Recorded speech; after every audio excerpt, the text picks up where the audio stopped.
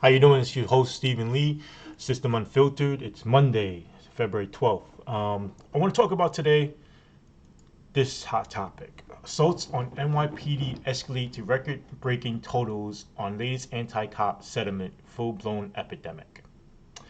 A couple of things I want to discuss on this. Let's go over the stats first, right? So according to AI here, when I put in the article, it says, according to the NYPD threat, resistance, and injury data, assaults on NYPD cops have escalated to record-breaking totals in 2022, with a 20% increase compared to 2021. The trends continues in 2023, with 4,077 cops hurt by suspects in just the first 9 months, on pace for record-breaking 5,436 injuries. Experts attribute this to radical protests, an influx of criminal migrants, bail reform, anti cop rhetoric, and soft on crime prosecutors. Um, First thing I want to say is don't believe the hype. Uh, yeah, cops are getting more disrespected these days, and there's more attacks on police officers these days. But it's what you think was going to happen when you let in all the illegal immigrants and stuff. Um, just ignore the background noise. So, yeah, I saw what happened. Um, Here's the stats for the attack on cops. It's sad, right? Because me growing up, I'm pretty sure a lot of the old people during my generation growing up, we feared the cops. Being on the corner, drinking your beer, whatever, drinking your 40, stuff like that. And, when the cops came by, we'd be like, oh, snap, the cops. And, we would hide the beer or walk away. Or if one of our friends was running, we all start running and then we'll ask questions later, like, why'd you run? And it's like, oh, the cops was there or whatever. And it's like, you didn't do anything wrong, but you still ran anyway. But it's the fear mentality, right? We fear the cops back then. And we gave cops respect back then also. Um, Attributing this to migrants, illegal migrants, is just one of the factors, right? Which they mentioned. But not all migrants are bad.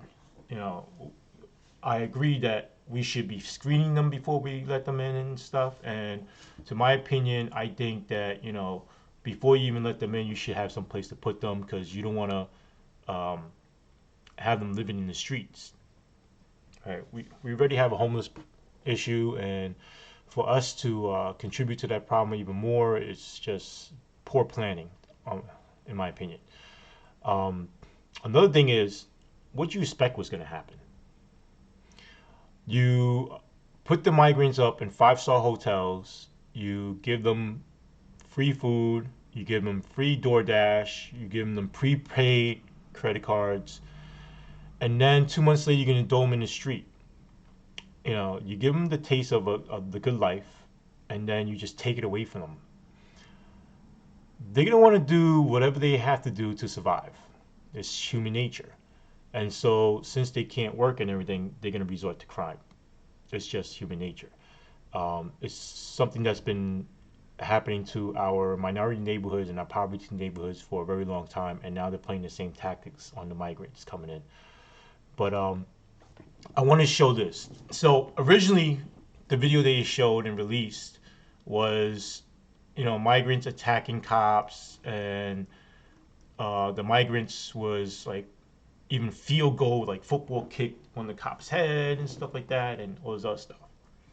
And then another video came out where the body cam footage came out, and you see that the cops were actually the ones initiating their interaction. At first, they said that they were blocking pedestrian traffic. That's why they stopped them and everything. But in the video, you see that they were actually on the side, right? Who knows what they were doing beforehand? Before that, maybe the cops saw, that they were blocking traffic, and then they started hanging out on the side and stuff like that. Um, but it's it's not matching up to what they're saying exactly. Right? Here's a picture of the guy like kicking the cop and everything. Um, in the video, my opinion, I saw the cops initiate the incident. They asked him to leave. They asked why. They left anyway. They started walking away. As he's walking away, the cop decided, you know what, you're not walking away fast enough, and started grabbing on the guy. Um, that's what initiated it. Now you have to also look at the other side of the point of view, right? Where it's like, where are these people coming from, and what is their mentality? They're coming from a corrupt country. Poverty is high, and the government is usually corrupt. So to them, government here is also corrupt until you prove them otherwise, right? And for them to see their friend getting beat down and everything like that and initiated to them, they're thinking, oh, we were moving, we complied, and yet they attacked us. You know, it's a touchy situation, right? Because to them they're like, you know what, F the government is corrupt, it's all part of the system, and they've been fighting the system for a very long time, where they even walked thousands of miles and cross over a border, and came here legally, and try to start a new life, whatever, right? Yeah. What about them coming out of court and giving the middle finger up to people and stuff like that? Yeah, that's wrong. But their mentality is F the government. The government is corrupt, right? Um, do I condone them attacking the police officers? No, I don't. I think it's absolutely sad that we have come to a point where people are attacking officers. So all those people saying, then what do we do? You don't fight the cops in the street.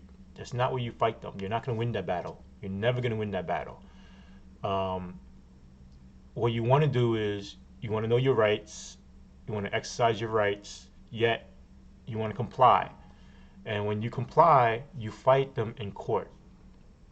And you show, like, look, I complied, and yet they still wrongfully arrested me, or they still wrongfully attacked me, or whatever the case is, right? Or they violate my rights, whatever the case is. Don't fight them in the street. Don't ever fight the cops in the street. You're not going to win that battle. You're not going to win that battle. And you might end up, seriously hurt. So whatever the case is, my opinion in this is that the person initiated, the cop initiated it. I also see that this cop was also, I saw on social media that he was also sued before and was involved in a $5 million lawsuit and all that sort of stuff. And apparently this person has a history of it. Um, Again, I don't condone people attacking police officers in the street. And do I agree with the migrant issue? No, I don't.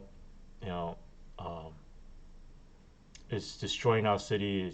It's we weren't prepared for it. Um, we should have been better prepared for it. We should have had better places to put them. We should be helping our homeless issue here, veterans here, our citizens here. We should be, helping everybody all together. We're a country built on migrants. For us not to allow migrants in, it's just, it's not right. But we got to do it the right way.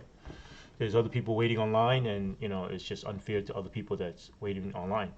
So, whatever the case is, that's my issue.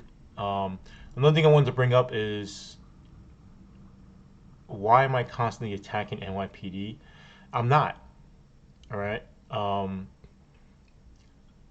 I still have a lot of brothers and sisters on the force that are great cops that are continuing every day, putting their life on the line and protecting the city, and doing their job. But there is that small fraction of people who are making the police force look bad, making the other people's jobs harder, and those are the people that I'm trying to expose. So just FYI, it may seem like I'm attacking NYPD, but I'm not attacking all the officers individually. It's not a personal thing. It's a systematic thing. And the reason why I say NYPD is because NYPD enables the corruption, enables the practice, and enables the mindset of it. Um, when I say NYPD, I mean the system itself.